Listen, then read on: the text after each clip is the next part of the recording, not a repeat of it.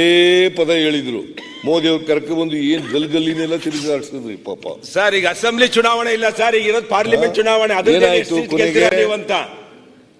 ಏನಾಯ್ತು ಕೊನೆಗೆ? ಏನ್ ಪಾದಯಾತ್ರೆ, ಸಾರ್ವಜನಿಕ ಸಭೆಗಳು, ಏನ್ ಎಷ್ಟೊಂದು ಸಭೆಗಳು, ಎಷ್ಟೊಂದು ಪಾದಯಾತ್ರೆಗಳು ಕಳೆದ ಸಾರಿ ನಡೆಸಿದ್ರು. ಆದರೂ ಕೂಡ ಜನ ನಿಮಗೆ ಆಶೀರ್ವಾದ ಮಾಡಲಿಲ್ಲ. ಏನಿಲ್ಲ, ನನಗೆ ಸ್ವಲ್ಪ ಸಮಸ್ಯೆ ಇತ್ತು, ಅದರಿಂದ ಬರೋಕ್ಕಾಗಲಿಲ್ಲ. ನಾರ್ಮಲಿ ನಾನು ಅಸೆಂಬ್ಲಿಗೂ ತಪ್ಪಿಸ್ಕೊಳ್ಳಲ್ಲ, ಕೌನ್ಸಿಲ್ಗೂ ತಪ್ಪಿಸ್ಕೊಳ್ಳಲ್ಲ, ಯಾವಾಗಲೂ ತಪ್ಪಿಸ್ಕೊಳ್ಳಲ್ಲ. ಇವತ್ತು ಈ ಸಾರಿ ಸ್ವಲ್ಪ ಆರೋಗ್ಯ ಅಷ್ಟೊಂದು ಕೋಆಪರೇಟ್ ಮಾಡ್ತಾ ಇಲ್ಲ. ನಮ್ಮ ಗ್ಯಾರಂಟಿಗಳಿದಾವಲ್ಲ ಜನರನ್ನ ತಲುಪಿದಾವೆ. ಆ ತಲುಪಿರೋದ್ರಿಂದ ಜನರಿಗೆ ಅರ್ಥ ಆಗಿದೆ.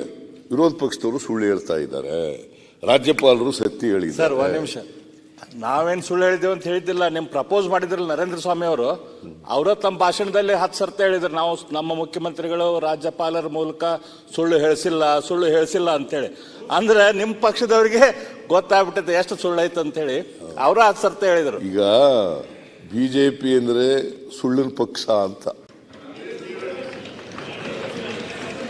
ಸುಳ್ಳು ಹೇಳೋದ್ರಲ್ಲಿ ನಿಶ್ಚೀಮರು ಇವರು. ಅದರಿಂದ ನಾನು ಹೆಚ್ಚು ಅವ್ರನ್ನ ಕೆಣಕಕ್ಕೆ ಹೋಗಲ್ಲ. ಕಾಂಗ್ರೆಸ್ ಅಂತಂದ್ರೆ ಬಹಳ ಸತ್ಯ ಹರಿಶ್ಚಂದ್ರರ. ನಾನು ಹೆಚ್ಚು ನಿಮ್ಮನ್ನ ಕೆಣಕಕ್ಕೆ ಹೋಗಲ್ಲ. ಯಾಕಂತ ಪ್ರಾರಂಭದಲ್ಲೇ ಶುರು ಮಾಡಿಬಿಟ್ರಿ, ನಾವು ಸುಮ್ಮನೆ ಕೂತಿದ್ವಿ. ಇಲ್ಲ ಬಸವರಾಜ್, ನಾನು ಯಾವತ್ತೂ ಕೂಡ ನಿಮ್ ಭಾಷಣ ಹೆಂಗ್ ಮುಂದುವರಿಬಹುದು ಅಂತ ಅಂದಾಜ್ ಆಗ್ತಾ ಇದೆ ನಮ್ಗೆ, ಅಂದಾಜ್ ಆಗ್ತಾ ಇದೆ ಸರ್. ಸುನೀಲ್ ಕೂತ್ಕೋ ಬಸವರಾಜ್, ಹುಷಾರಿಲ್ಲ. ಕಾಂಗ್ರೆಸ್ ಅಂತಂದ್ರೆ ಬಿಜೆಪಿನೂ ದೇಶಕ್ಕೆ ಮಾಡ್ಕೊತೀರಿ. ನಿಮ್ ಸರ್ಟಿಫಿಕೇಟ್ ಬೇಕಾಗಿಲ್ಲ. ಬೇಡ, ನನ್ನ ಸರ್ಟಿಫಿಕೇಟ್ ನಿಮಗೆ ಬೇಡ, ನಿಮ್ ಸರ್ಟಿಫಿಕೇಟ್ ನನಗೂ ಬೇಡ. ಈ ರಾಜ್ಯದ ಜನ ಇದಾರಲ್ಲ, ಅವ್ರ ಸರ್ಟಿಫಿಕೇಟ್ ಕೊಡ್ಬೇಕಲ್ವಾ? ನನ್ನ ಸರ್ಟಿಫಿಕೇಟ್ ನಿಮಗೆ ಬೇಡ, ನಿಮ್ ಸರ್ಟಿಫಿಕೇಟ್ ಬೇಡ. ಪಾರ್ಲಿಮೆಂಟ್ ಚುನಾವಣೆ ಸರ್ಟಿಫಿಕೇಟ್ ಲೋಕಸಭಾ ಚುನಾವಣೆಯಲ್ಲಿ ಕೊಡ್ತಾರೆ, MP ಎಲೆಕ್ಷನ್ ಕೊಡ್ತಾರೆ ಸರ್. ಕೂತ್ಕೊಳ್ಳಿ, ಆಯ್ತಪ್ಪ.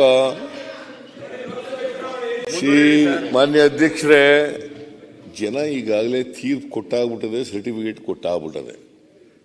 ಅವ್ರನ್ನ ಅಲ್ಲಿ ಕುಳ್ಳಿಸಿದ್ದಾರೆ, ಇಲ್ಲಿ ಕೂತಿದ್ದವ್ರನ್ನ. ಆ ಸರ್ಟಿಫಿಕೇಟ್ ಅಲ್ವಾ? ಸರಿ, ನೀವು ಮುಖ್ಯಮಂತ್ರಿ ಆಗಿದ್ದಾಗ ನೀವು ಸೋತ್ 70ಕ್ಕೆ ಬಂದ್ರಲ್ಲ, ಅವಾಗ ಜನ ಅಲ್ಲಿ ಹೌದು, ಜನ ಅದಕ್ಕೆ ಜನ ಸರ್ಟಿಫಿಕೇಟ್ ಕೊಟ್ಟಿದ್ದು ಒಪ್ಕೊಂಡಿದೀವಿ ಅಂತ ನೀವು ಒಪ್ಕೊಳ್ಳಿ. ಅಲ್ಲ, ನಾವು ನೋಡಿ, ನಾನು ಒಪ್ಕೊಂಡಿದ್ದೀನಿ ನೋಡಿ. ಅಲ್ಲಿದ್ದವರೆಲ್ಲರೂ ನಾನು ನೀವಲ್ಲ, ಅಲ್ಲಿದ್ದವರೆಲ್ಲ ಹೇಳಿದ್ದಾರೆ ಹಿಂದೆ ಇದ್ದಾಗ 122 ಜನ ಗೆದ್ದಿದ್ದು, 80 ಜನ ಗೆಲ್ಲಿಸಿದ್ರು, ಯಾರು ರಿಪೀಟ್ ಆಗಿಲ್ಲ ಅಲ್ಲಿ ಸಿಎಂಗಳು. ಅದನ್ನ ಒಪ್ಕೊಂಡಿದ್ದೀನಿ ಅಶೋಕ. ಅದೇ ಹೇಳಿ, ನೀವು ಒಪ್ಕೊಳ್ತಕ್ಕಂಥ ಉದಾರತೆನೇ ಇಲ್ವಲ್ಲ ನಿಮಗೆ. ದೇಶದಲ್ಲಿ ನಿಮ್ಗೆ ವಿರೋಧ ಪಕ್ಷನೂ ಆಗಕ್ಕೆ ನೋಡಿ. ಈಗ ಮಾನ್ಯ ಅಧ್ಯಕ್ಷರೇ, ನಾವು ಒಪ್ಕೊಂಡು ವಿರೋಧ ಪಕ್ಷದಲ್ಲಿ ಕೆಲಸ ಮಾಡಿದ್ದೀವಿ. 2018ರಲ್ಲಿ ಜನ ಕೊಟ್ಟ ತೀರ್ಪನ್ನ ತಲೆಬಾಗಿ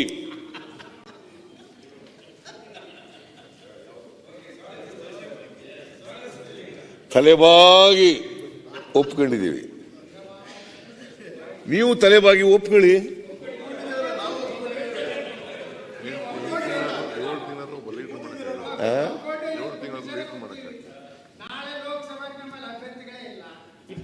ನಾವೇ ಬರೋರು, ನರೇಂದ್ರ ಮೋದಿ ಪ್ರಧಾನಮಂತ್ರಿ.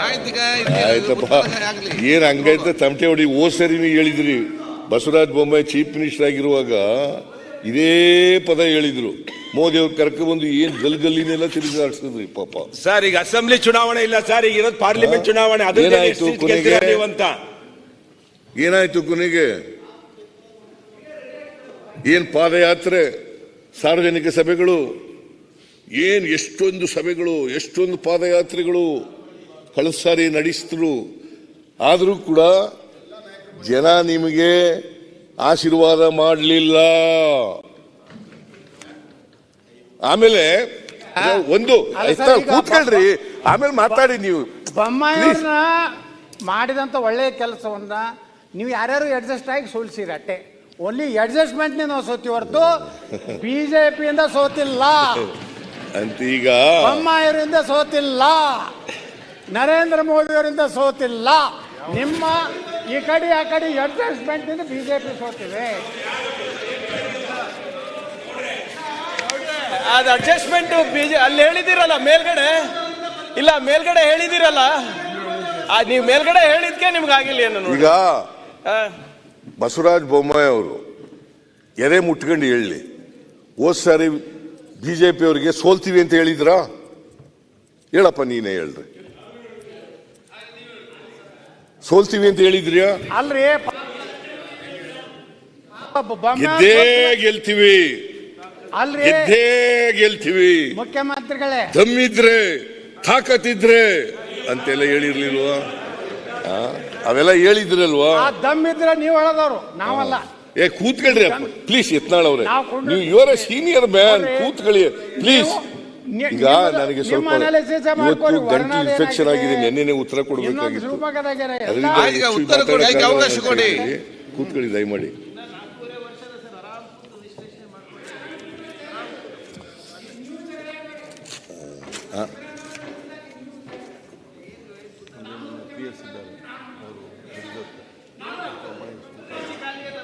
ಸಿದ್ದರಾಮಯ್ಯವ್ರು ಇಳಿಸಿದ್ದು ಸರ್ಕಾರ ದಪ್ಪ ಹತ್ಬಿಡ್ತಲ್ಲ.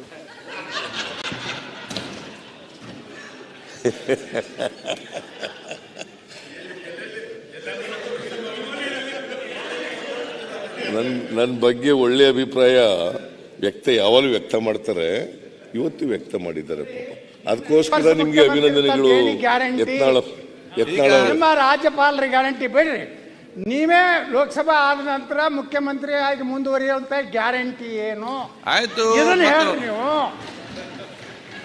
ನಮ್ದು ಬಿಡಿ ಸರ್, ತಾವೇ ಹೇಳಿದಿರ ಲೋಕಸಭಾ ಆದ್ಮೇಲೆ ಎಲ್ಲ ಚೇಂಜ್ ಆಗ್ತಾರಂತ. ನಿಮ್ದು ಗ್ಯಾರಂಟಿ ಕೊಟ್ಟಿರಿ, ನೆನ್ಪಿರ್ಲಿ ನಿಮ್ಗೆ. ಈಗ ಲೋಕಸಭಾ ಆದ್ಮೇಲೆ ಅಲ್ಲೆಲ್ಲ ಬದಲಾವಣೆ ಆಗುತ್ತೆ ಅಂತ ನೀವು ಗ್ಯಾರಂಟಿ ಕೊಟ್ಟಿರೋದು ನೆನ್ಪಿರ್ಲಿ. ನಾನು ಎಲ್ಲಿಯೂ ಬದಲಾವಣೆ ಅಂತ ನೀವೇ ಹೇಳಿಲ್ಲ. ಹೇಳಿರೋದು. ಪದೇ ಪದೇ ಎದ್ದಿದ್ಕಿದ್ರೆ ಹೆಂಗ್ರಿ ನೀವು ಸ್ವಲ್ಪ ಮಾತಾಡೋದು? ದಯವಿಟ್ಟು ನೀವೇನ್ ಹೇಳ್ತೀರಿ ಮಾಧ್ಯಮದಲ್ಲಿ ತಾವು ನೋಡ್ಬಿಡ್ರಿ. ಇಡೀ ದೇಶದಿಂದ ನಮ್ಮ ಕೂತ್ಕೊಳ್ರಿ, please. ಪ್ರಧಾನಮಂತ್ರಿಗಳ ಕೂತ್ಕೊಳ್ರಿ. ವಂಶವಾದ, ಭ್ರಷ್ಟಾಚಾರ, ಅಡ್ಜಸ್ಟ್ಮೆಂಟ್ ಮೂರಕ್ಕಿಂತ ಹೆಚ್ಚಿನ ಹೇಳಾರ. 2024 ನಾಯಕರ ಬದಲಾವಣೆ ಆಗ್ತಾರಂತ ತಾವೇ ಹೇಳಿರಿ. ಈ ದೇಶದಲ್ಲಿ ಆ ಗ್ಯಾರಂಟಿ ಯತ್ನಾಳ್ ಗ್ಯಾರಂಟಿ ಅಂತ ನೀವೇ ಹೇಳಿರೋದು. ಮರ್ತೋಗ್ಬಿಟ್ಟಿ ಸರ್. ಕೂತ್ಕೊಳ್ಳಿ ಈಗ. ನರೇಂದ್ರ ಮೋದಿ ಯತ್ನಾಳ್ ಅವ್ರೆ, ಉತ್ತರ ಕೊಡ್ಲಿ ಮನೆ ಮುಖ್ಯಮಂತ್ರಿ. ಈಗ ಮಾನ್ಯ ಅಧ್ಯಕ್ಷರೇ, ರಾಜಕೀಯವಾಗಿ ನಾನು ಅದಕ್ಕೆ ಇಲ್ಲಿ ಮಾತಾಡಬೇಕಾಗ್ತದೆ ಅಂತಲೇ ಬರಲಿಲ್ಲ. ಆರ್ ಅಶೋಕ್ ಅವರು ಮಾತಾಡುವಾಗ, ಕುಮಾರಸ್ವಾಮಿ ಅವರು ಮಾತಾಡುವಾಗ, ಯತ್ನಾಳ್ ಅವರು ಮಾತಾಡುವಾಗ ಬರಲೇ ಇಲ್ಲ ನಾನು.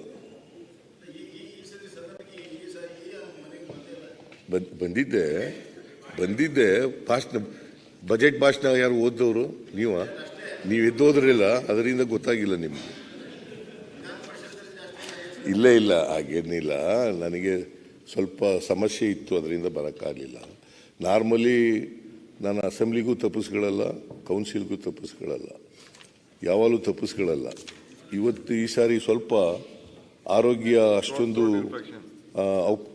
ಕೋಆಪರೇಟ್ ಮಾಡ್ತಾ ಇಲ್ಲ. ಸೊ ಎನಿವೆ, ನಿನ್ನೆ ಎಲ್ಲ ಗಂಟಲು ನೋವಾಗಿತ್ತು. ಈಗ ಮಾನ್ಯ ಅಧ್ಯಕ್ಷರೇ,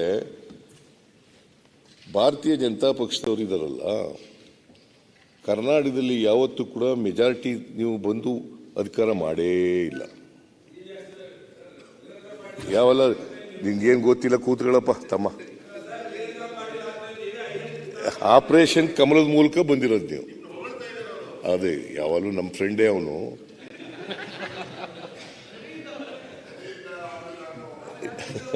ಇಲ್ಲ, ನಮ್ಮ ಫ್ರೆಂಡೇ, ಅದರಲ್ಲಿ ನನ್ನ ಅನುಮಾನ ಇಲ್ಲ. ವೈಯಕ್ತಿಕವಾಗಿ ಸಿಕ್ಕಿದಾಗ ನಾನು ಹೊಗಳ್ತಾ ಇರ್ತಾನೆ. ಅಲ್ಲಿ ಕೂತ್ಕೊಂಡಾಗ ಮಾತ್ರ ನಿಮ್ಮ ಪರವಾಗಿ ಮಾತಾಡ್ಬೋದೇನೋ, ಮಾತಾಡದೇ ಇರ್ಬೋದು, ಗೊತ್ತಿಲ್ಲ. ಬಟ್ ವೈಯಕ್ತಿಕ ಸಿಕ್ಕಿದಾಗ ಉಭಯ ಕುಶಲೋಪರಿ ಎಲ್ಲ ಕೇಳಿ ನಾನು ಹೊಗಳ್ತಾನೆ. ಮಾನ್ಯ ಅಧ್ಯಕ್ಷರೇ, ಈ ಭಾರತೀಯ ಜನತಾ ಪಕ್ಷದವ್ರು ಇರಲಿರಲ್ಲ, 2008 ಇರ್ಬೋದು, 2018 ಇರ್ಬೋದು, ಯಾವತ್ತಾರು 113ಕ್ಕಿಂತ ಜಾಸ್ತಿ ತಗೊಂಡಿದ್ದಾರಾ? ಹೇಳಿ ನೋಡೋಣ. ಇವರೆಲ್ಲ ಹಿಂಭಾಗಲಿಂದ ಬಂದಿರೋದು. ಮಿಸ್ಟರ್ ಯತ್ನಾಳ್, ನೀವು ಮುಂದೆ ಒಂದು ವೇಳೆ ನೀವು ಚೀಫ್ ಮಿನಿಸ್ಟರ್ ಆಗಬೇಕು ಅಂತ ಆಸೆ ಇಟ್ಕೊಂಡಿರೋರು ನೀವು. ಏನು ಅಡ್ಜಸ್ಟ್ಮೆಂಟ್ ಗಿರಾಕಿ ಇರುತ್ತ, ನಾ ಏನೋ ಆಗುದಿಲ್ಲ ಅಂತ ಗೊತ್ತಾಗ್ಬಿಟ್ಟೆ. ನಿಮ್ಗೆ ಯಾರ್ಯಾರು ಹೊಂದಾಣಿಕೆ ಈಗ ನೀವು ಹೊಂದಾಣಿಕೆ ಆಗವ್ರೆ ಅಂತೀವಿ, ಯಾರು ಅಂತ ಸ್ವಲ್ಪ ಪಾಯಿಂಟ್ ಔಟ್ ಮಾಡು, ಯಾರು ಹೊಂದಾಣಿಕೆ ಆಗವ್ರೆ ಅಂತ. ಎಲ್ಲ ಯಾರ್ರಿ ಹೊಂದಾಣಿಕೆ ಆಗಿರೋರು ಏನ್ರಿ ನಿಮ್ ಕಡೆಯವ್ರು ಯಾರ್ರಿ? ನೀವೇ ಹೇಳ್ರಿ ಯಾರು ನೀವು ಯಾರು ಹೇಳ್ರಿ?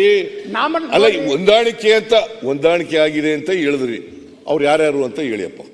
ನಾವು ಇಡೀ ಡನ ಡಂಗರ ಸಾರ್ವಜನಿಕವಾಗಿನೇ ಹೇಳಿದ್ದೀನಿ. ಅವ್ರು ಯಾರ್ಯಾರು ನಿಮ್ಮ ಪಾರ್ಟಿನಲ್ಲಿ ಯಾರ್ಯಾರು ಬ್ಲಾಕ್ ಶೀಪ್ಗಳು ಯಾರ್ಯಾರು?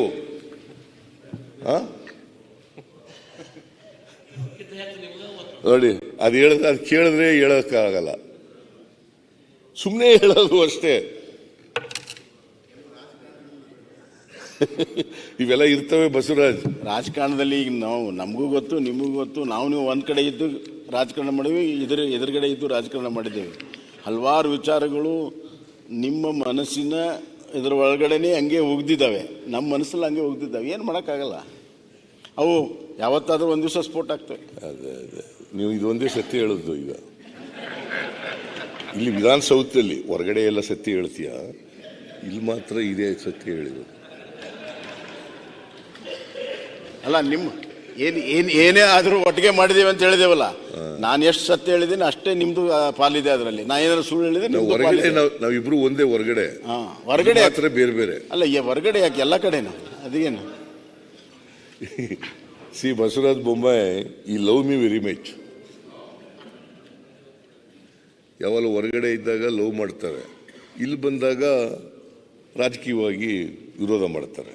ಪಾಪ ಮಾಡಬೇಕು. ವೈಯಕ್ತಿಕ ಸಂಬಂಧ ಬೇರೆ, ರಾಜಕೀಯ ಸಂಬಂಧ ಬೇರೆ. ನಮ್ಮ correct, you are correct, absolutely correct. ರಾಜಕೀಯ ಬೇರೆ, ವೈಯಕ್ತಿಕ ಸಂಬಂಧ ಬೇರೆ ಬೇರೆ. Correct, I agree with you. ಹೆಚ್ಚಿನ ವಿಡಿಯೋಗಳಿಗೆ ಪ್ರತಿಧ್ವನಿ ಯೂಟ್ಯೂಬ್ ಚಾನೆಲ್ ಸಬ್ಸ್ಕ್ರೈಬ್ ಮಾಡಿ, ಬೆಲ್ ಐಕಾನ್ ಕ್ಲಿಕ್ ಮಾಡಿ.